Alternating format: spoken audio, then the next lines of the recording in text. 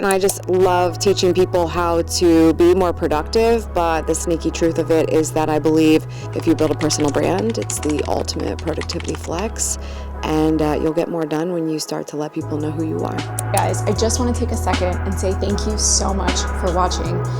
I hope that you would just take a second to subscribe wherever it is that you're watching this, Spotify, Apple, YouTube.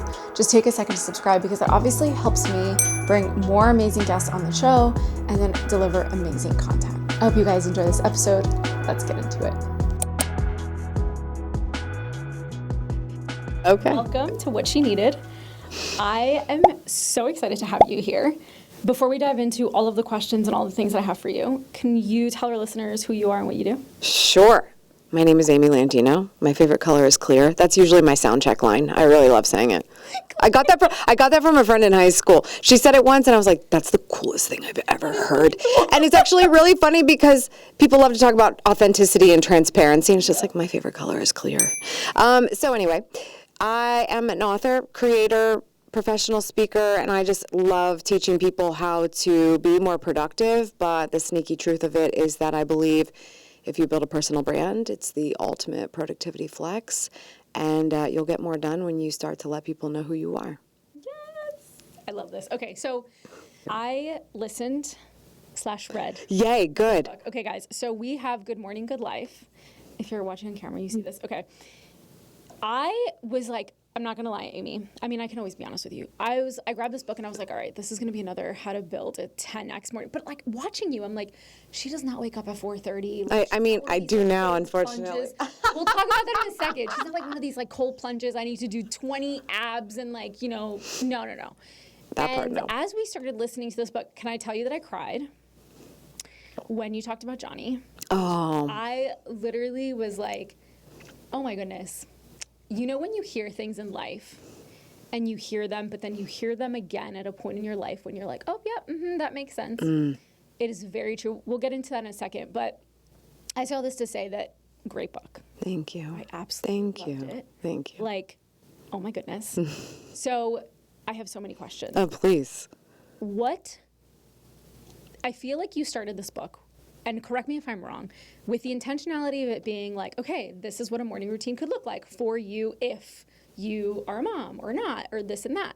But what truly inspired you to say, I'm not only going to create a book for people to live a better life, but why a morning routine?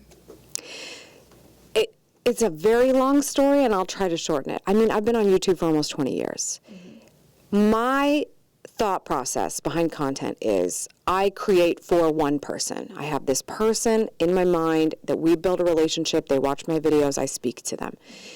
When you do something like create content for that period of time, you grow as a person. Yes. You continue to evolve. So does the person you're talking to. Yeah. So while I started very granular, I was talking about like social media marketing for businesses. Yeah. That evolved eventually because people were saying, these videos are great, just enjoying this so much, but I don't intend to take any of your advice because I don't have time. And I kind of got to the end of that where I wrote Vlog Like a Boss in 2017. I promoted that book and I was the video girl talking about videos on video, and I was like, okay, I'm kind of done with that now. And I wanted to close that chapter, but partially because I was feeling this pull in another direction where people are saying I don't have time, and I wanted to unpack that. And so it just became this progression. Actually, 2018 was a wild year. The beginning of that year, you could have said 2018 was the best year of my career. My brother passed away in November of 2018, so obviously you know that 2018 ended up being very life-shaping in many ways. But the beginning of that year, I said, my name is no longer Amy Schmittauer, it's Amy Landino. This channel is no longer called Savvy Sexy Social, it's called Amy TV, because I was like, we can go with Amy TV, we won't have to change it for a while, that's gonna just be easy. And I was like, we don't talk about video content and social media marketing anymore, we're moving on, we're really gonna talk about the crux of things. And so that productivity shift, I was just exploring that space, and all of a sudden one day, I think it was, I can't remember if it was I interviewed Mel Robbins or I talked about her at first. I think I talked about her book first, and then I interviewed her later. So 2 separate videos. Initially, I talked about Mel Robbins. I believe it was the 5-second rule, and it just like kind of ignited. I mean, like 2 minutes of one video was about a morning routine, and there was just comments. It was just like comments about mornings, and I go, okay, now pro tip in content. when the comments go crazy about a thing, you need to lean into that thing. So I'm like, okay, let me do a video about my morning routine or talking about morning routines. And that was the hockey stick effect on the channel. I went from 80,000 subscribers at the beginning of that year. Now we're talking about 8 years. I've been building this channel to get to 80,000 subscribers. Within 2 months, I had 100,000, and 100 days later, I had another 100,000. I hit 200,000. So obviously, hockey stick effect, beautiful. But it was all because people were dying to know. I believe that you have to deliver on what people are asking you for. Sometimes they're asking you for a faster horse, and you, Henry Ford, need to be smarter than what exactly they're asking for. But you can say, okay, they need a car. They're trying to get places faster. What's the goal? So listening to what they're asking for, delivering on that is really important. That's it. I didn't intend to become a morning routine guru. I was like, Hal Elrod's got this all figured out. We're good. Miracle morning. Like, that's. I love that you're a sleeper. I'm such a sleeper. Yeah. I love sleep. Yeah. And sleep for me has become like, it's one of the, I struggled with insomnia really badly, especially after my brother died, depression, anxiety. So that all bleeds into your sleep. Yes. And you best believe that when I don't have a good night's sleep, like I am a hot mess express. My mom literally says to me, she's like, I hope to God you make a lot of money because you're going to need a night nanny. Mom, if you're listening, says, I know she's laughing. She literally says, she's like, because when you have kids, she's like, it will disrupt everything for you. And I have 4 nieces and nephews. I have taken care of all 4 of them. Like, I've given my sister, like, the trophy of, like, go enjoy a weekend. And I have played mom for just a weekend. I've literally been like, how do you do this every day? Every day. Yeah. Like, holy moly. Yes. Like, it's harder than being an entrepreneur. Oh yeah. Oh, yeah. So I have and the paychecks are just not as good. No. They're just not. Maybe. Not great. They will be, though.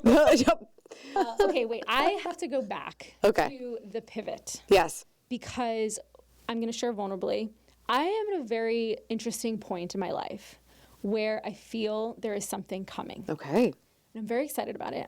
We'll talk about this another time when we'll dive deeper. But before you did the pivot, did you already commit to changing the channel? Like, did you start sprinkling it in? Like, or was it this one interview with Mel Robbins and then you were like, right, this is my sign?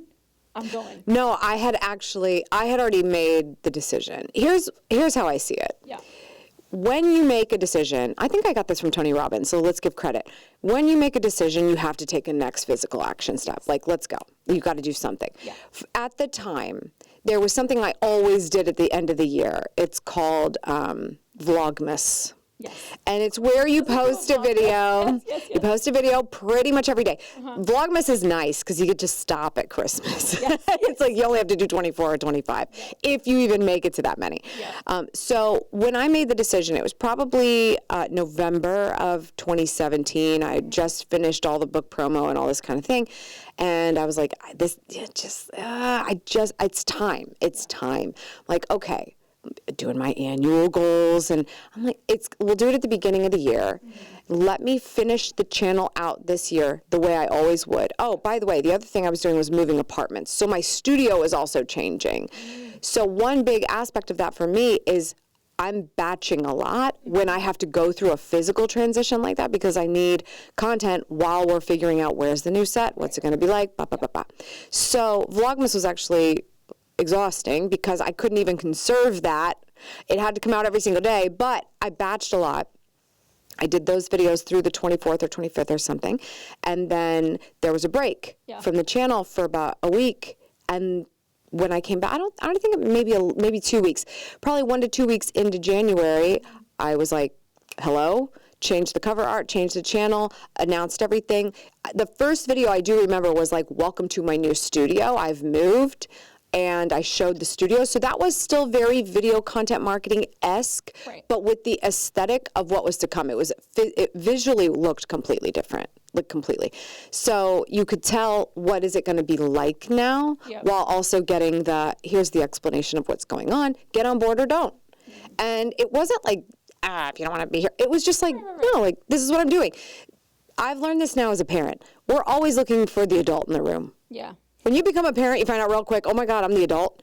When the doctor goes, go home, and you have to take a baby, you're like, oh my God, I'm the adult? Like, what? There's not a person, there's not a nurse that comes. So well. Like, no, really, like, you're always, and then you go, how many ways have I been looking for the adult in the room in my whole life? My whole life. That's all being a leader is. That's all being an authority is.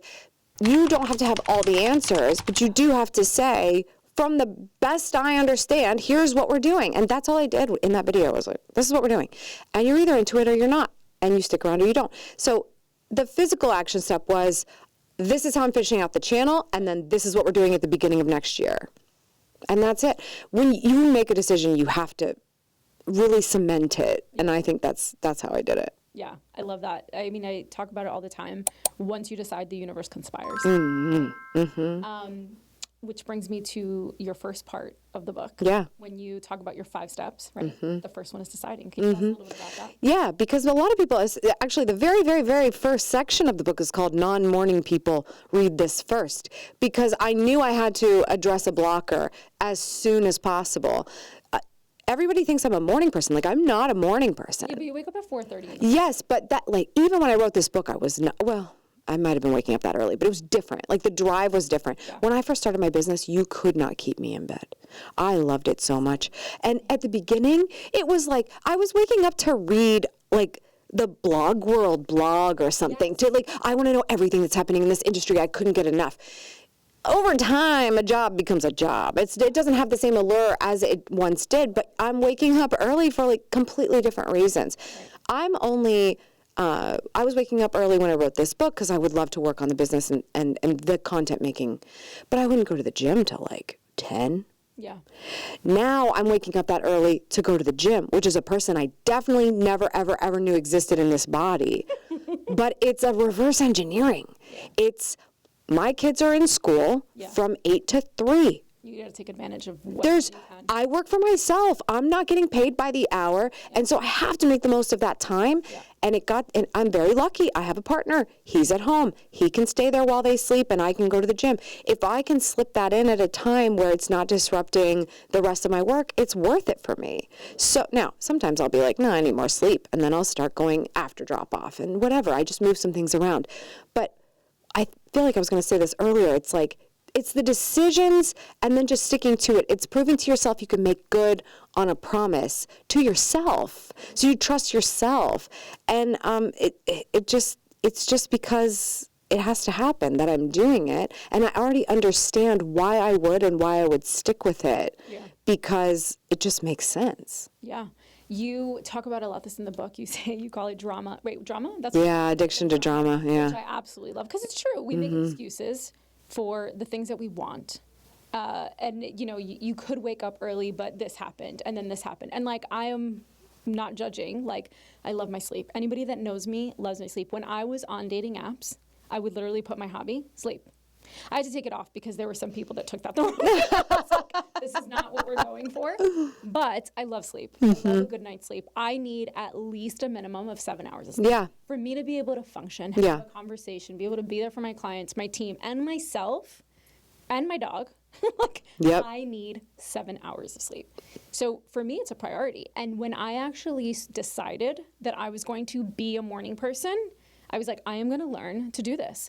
And I think that the online space creates these like rigid squares of like, it has to be like this. It does not have to be like that. It has to be. And that's what I loved about this book, that you were like, you are going to take what works for you and leave what doesn't. And you are also going to understand that every phase is different. And I tried it for a bit. I was waking up at 5 a.m. I did it last year for about 2 months straight. And I was so proud of myself. And I was like, I can't do this. But here's the other thing. Like, I was just talking to somebody about this recently, too, because she was just so down on herself. And really well-to-do creator, has a team. She's like, I was late to the meeting today. The meeting is at my house. And it's just like, it wasn't even a meeting. I think it was just reporting for work. Like, my team comes to my house, and they work out of my house, and I feel like I should be there, and I shouldn't be late. And you have to also, and this is first world problem. Most people aren't going to hear this, right? Like, you have bought back time. Yes.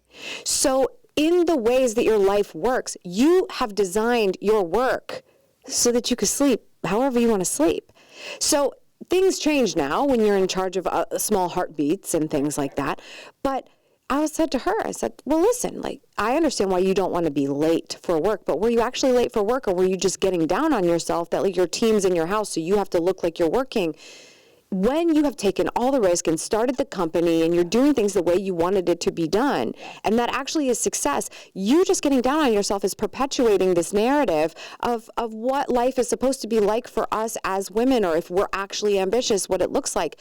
If that's what ambition looks like, when are we ever supposed to be happy with the process if you're not happy? That's so good. Like, when I'm not happy waking up at 4 a.m., I stop. Yeah. I just stop. Yeah. Well, that's what happened. I got to a point that I was like, I'm just going to focus on something. So now I wake up at 6 o'clock and I go to the gym. And I never in a million years thought that that this is the body that would be like, oh, I'm going to go to the gym at 6 a.m. I think for anybody that's listening that struggles with depression, anxiety, and all the things, taking care of myself first was one of the biggest gifts I could have done. And when I learned to genuinely do that, that's when my life changed. And at first, we would have had this conversation 4 years ago, it was very much like waking up, meditating, journaling, sitting down, being able to like listen to my thoughts, all these things. Yeah. And now it's like, I will actually do that after the gym. And I feel like I can actually get more pen to paper, get more thoughts going. Yeah. And I think it's just the ebb and flow of life, which brings me to my big question, because I think I've been in the industry for 11 years now. Right? I've been in the online space.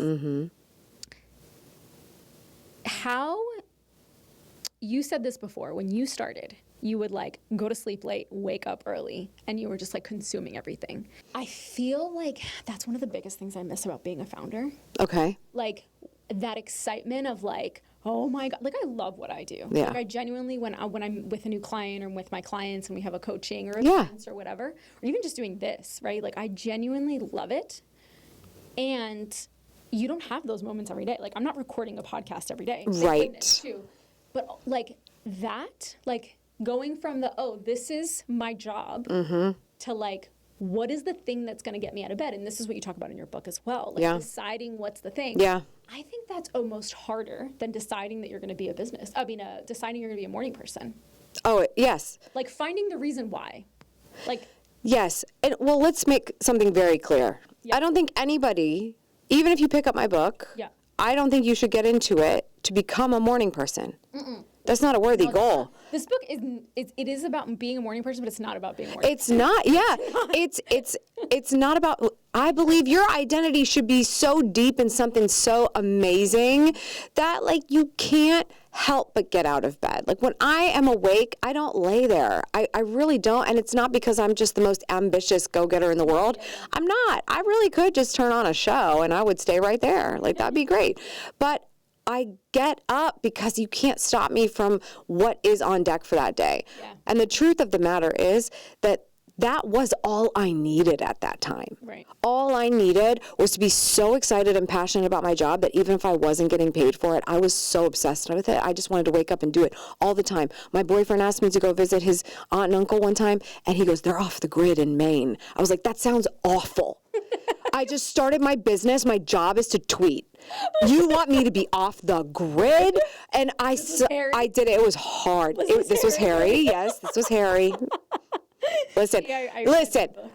To be fair, I saw a moose for the first time ever. Yeah. It was very scary, but I can't take that. That was a great experience. Like, wow. And it was, his aunt and uncle are amazing. It was incredible. Yeah. It was incredible. And sometimes we drove into town and my phone would connect and I could tweet for a second. But at the time, it was just not important to me. Yep. You put me in that place now. I'd be like, yes. You mean I don't have to have my phone for 2 weeks? Yes. Or whatever it was, a week? Yes. I'm in. I'm in. We might see a moose. Great. Off the grid. Sometimes they plug in the generator so we can watch Jeopardy. Got it. Cool. Like, no, I'm not joking. But at the time, I wanted nothing to do with it. So that's where I was then. Over time, like I said, like I'm so happy that I've put in that time because I still love my job so much, but I also love that it is at a point where I can say, I meet with my clients for 1 hour a week. Yeah.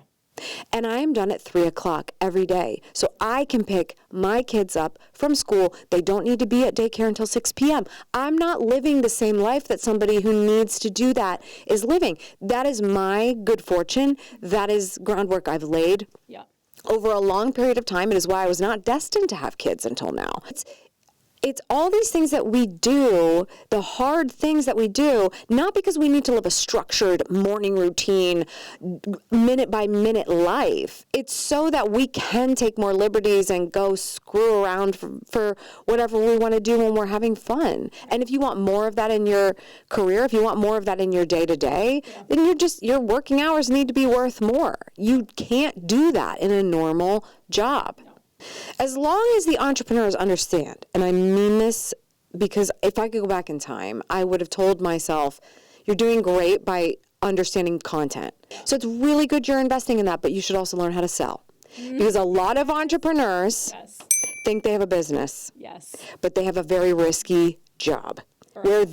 Or hobby, or an expensive hobby, and they're the boss, and they don't even want to get out of bed. Amen, sister. You say it. I say it all the time. And a lot of the times, especially if any young people are listening, if you're in your 20s and you're like, I'm just grinding it out, I feel like I'm grinding nothing, like you are not grinding nothing.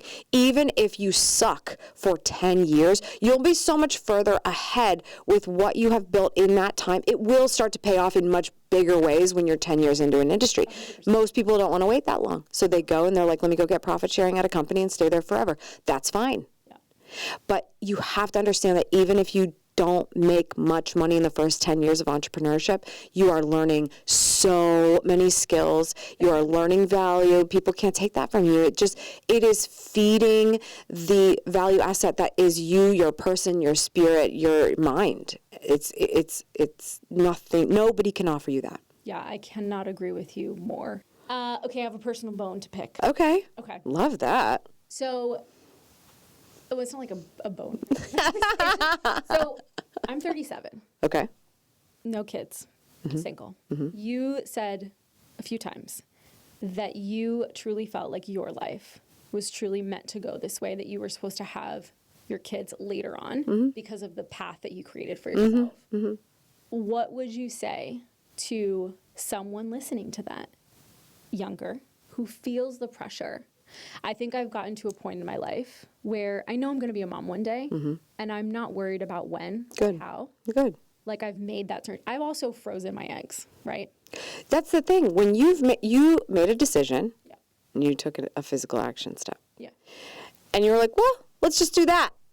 Let's just do that because that's going to give me more options because I know I'm going to be a mother.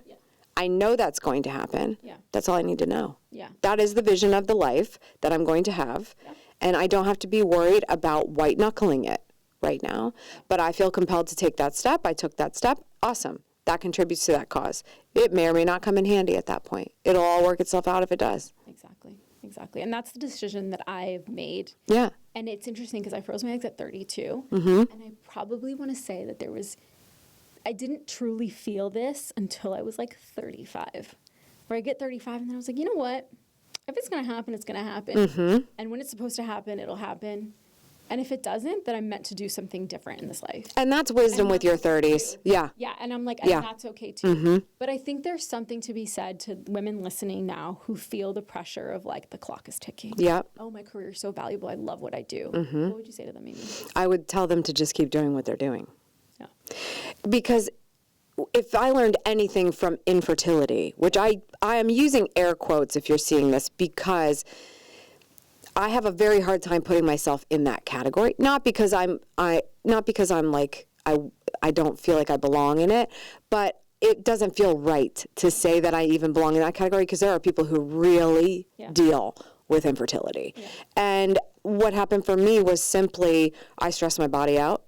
And you saw how much I love sleep. I talk about it in the book, but I also had to update the book. And the truth of the matter in the book was that I went to a holistic doctor because I was like, I can't have kids, and I don't like this thyroid medication that my OB put me on. Let's take me off of it. And he's like, no, you need to go back on that. And also, here are some other things we can do. So when I felt compelled, Not because I was like, this has to happen, but it was just like, oh, that's weird. It's not working. I just decided now's the time to explore that.